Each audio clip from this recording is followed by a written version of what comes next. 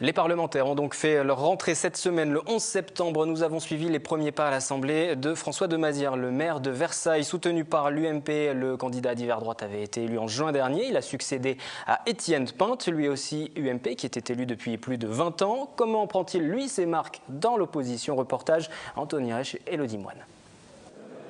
À l'Assemblée nationale, la salle des 4 colonnes est en effervescence. Une semaine après l'école, les députés font leur rentrée plus tôt que prévu. Une reprise plutôt tendue, dans laquelle un nouveau député comme François de Mazières, député maire de Versailles, pourrait se sentir perdu au milieu des rouages parlementaires. On a très vite ses repères, vous savez. D'abord, il se trouve que je suis par mon propre parcours, puisque j'ai été sous-préfet, j'ai été membre de cabinet ministériel. Il se trouve que je connais le fonctionnement du Parlement. Donc quand vous arrivez, vous êtes d'abord très très bien accueillis et vous avez très rapidement les repères nécessaires. Fait rare pour un nouveau député, François de Mazières pose une question au gouvernement sur le dossier brûlant de la loi SRU, dès sa première séance officielle. Une multiplication par 5 des sanctions entraînerait 4 dérives.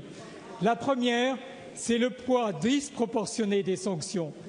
Élu aux dernières élections législatives, le député maire yvelinois, sans étiquette, apparenté UMP, débute sa carrière au sein de l'opposition. Et il assure que ces 2 mandats sont compatibles. C'est pas du tout compliqué quand vous êtes proche de Paris. Comme moi, vous voyez, j'ai la chance d'être à 20 minutes entre les 2 bureaux. Et c'est non seulement pas compliqué, mais c'est vraiment utile. C'est-à-dire que les interventions que je peux faire sont nourries de l'expérience de terrain. Cette double étiquette se heurtera probablement au projet de loi sur le non-cumul des mandats voulu par le président Hollande. En attendant, François de Mazières partage son temps entre l'Assemblée et sa commune de Versailles.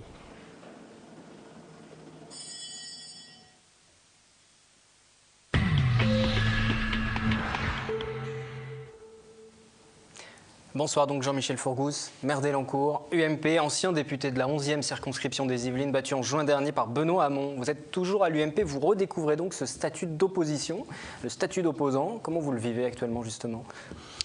Un peu d'alternance, de toute façon, n'est pas est plutôt simple pour la démocratie. Donc, c'est bien d'abord de voir que nos collègues socialistes donc découvrent un peu la crise, découvrent les contraintes de l'économie de marché, des entreprises qui bien sûr souffrent dans cette un peu guerre mondiale économique, il faut presque l'appeler comme ça. Donc, écoutez, c'est intéressant de voir que tous les Français participent aux réalités économiques. Voilà. Bon, sinon, écoutez, moi, je suis toujours maire d'Elancourt, qui est comme une ville de près de 30 000 habitants. C'est un mandat quand même important, c'est passionnant et je me base sur la lutte contre l'échec scolaire, pour la Est-ce que c'est plus difficile de se faire entendre justement lorsqu'on n'est plus député, de se faire entendre pour sa commune également, d'obtenir des choses pour sa commune? Alors écoutez, je ne l'ai pas vécu pour l'instant parce que en fait, les gens me connaissent dans le réseau yvelinois et puis je suis un des spécialistes encore nationaux sur le plan de la réussite scolaire, de la lutte contre l'échec scolaire. Je suis invitant à des colloques nationaux, internationaux, donc ça je ne le vis pas trop.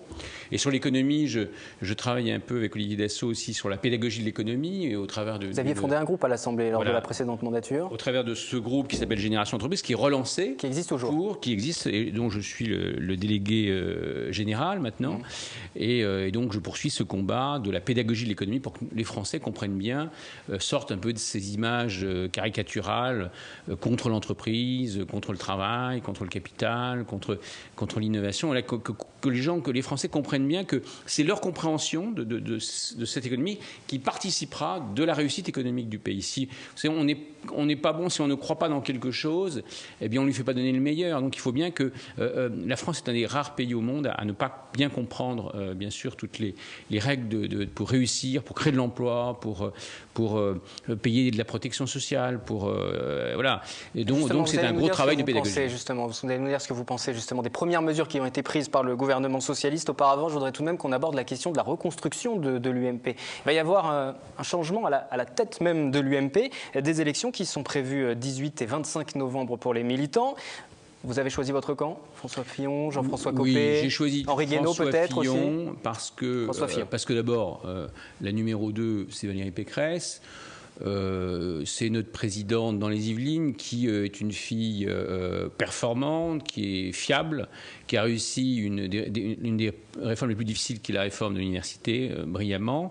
Donc c'est une fille, à mon avis, elle fait partie dans les femmes, je dirais qu'il y a 2 femmes qui m'impressionnent en politique, c'est Valérie Pécresse et Christine Lagarde. Donc vous suivez Valérie Pécresse, parce que c'est Valérie Pécresse, mais François Fillon, vous... Parce qu'elle forme un bon couple avec François Fillon, parce que François Fillon, pendant 5 ans, il a eu 5 ans, dont 4 ans de crise, il s'en est très bien sorti, il a protégé les Français efficacement, je pense que c'était un des bons résultats sur ce pays, elle a été très bien gérée, certes il y avait M. Sarkozy, mais François Fillon était aux premières loges, 5 ans, il a réussi son opération, Pécresse était un de ses principaux ministres, donc ce couple est rassurant, mais cela dit, j'aime bien aussi Jean-François Copé. Mais un mot peut-être sur Henri Guénaud aussi, qui est député de la 3e circonscription, qui a découvert les Yvelines récemment, puisqu'il a été élu donc, dans cette 3e circonscription après un parachutage mouvementé, on va dire, on en avait longuement parlé, mais finalement donc, il a été élu, il a décidé de se présenter à la tête de l'UMP.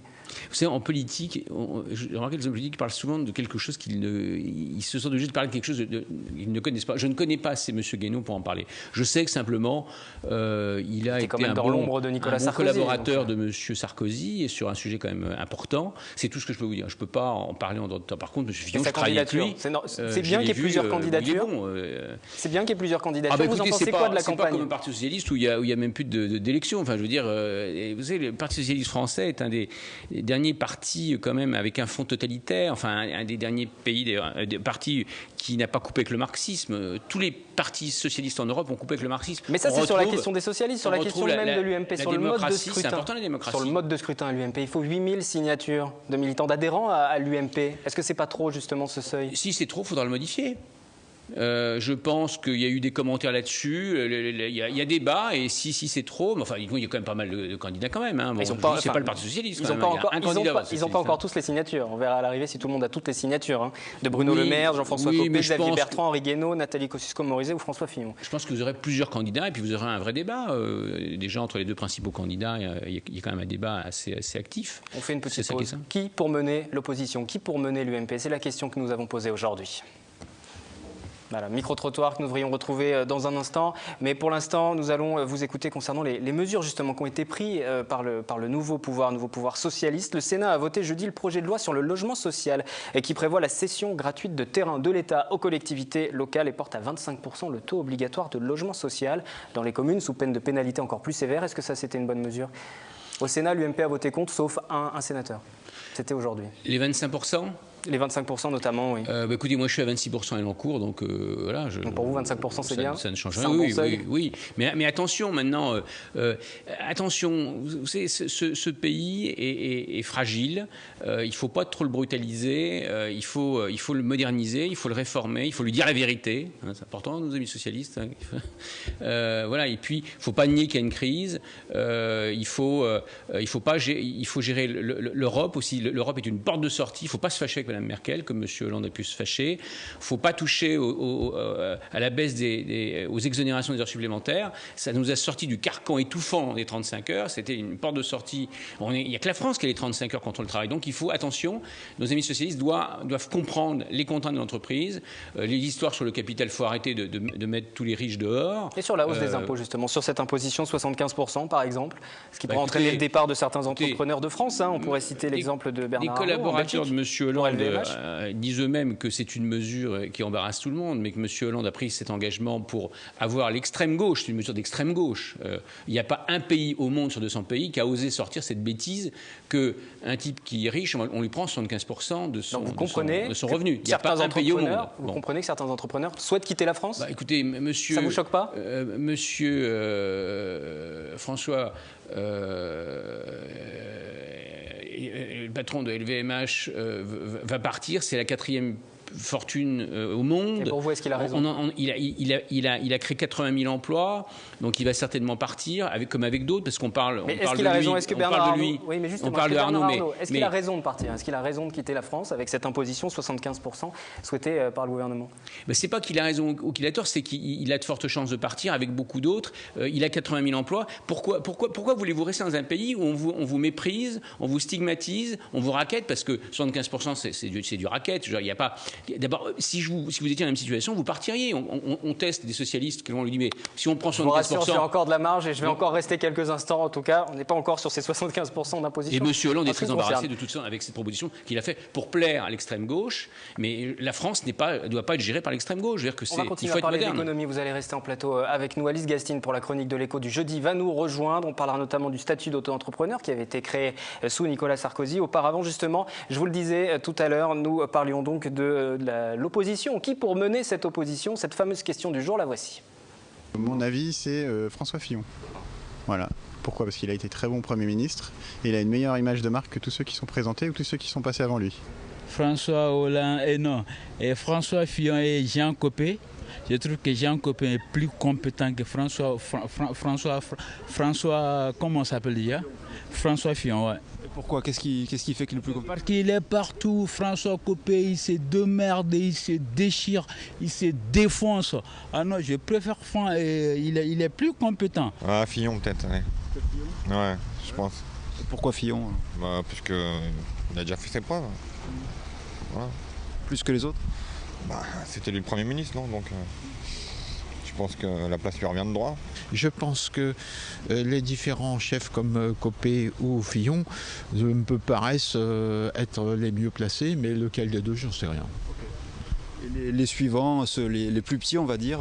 Non, je ne pense pas. À mon avis, ils n'auront pas assez de signatures déjà pour être cooptés. Et ça va se faire sûrement entre l'un des deux.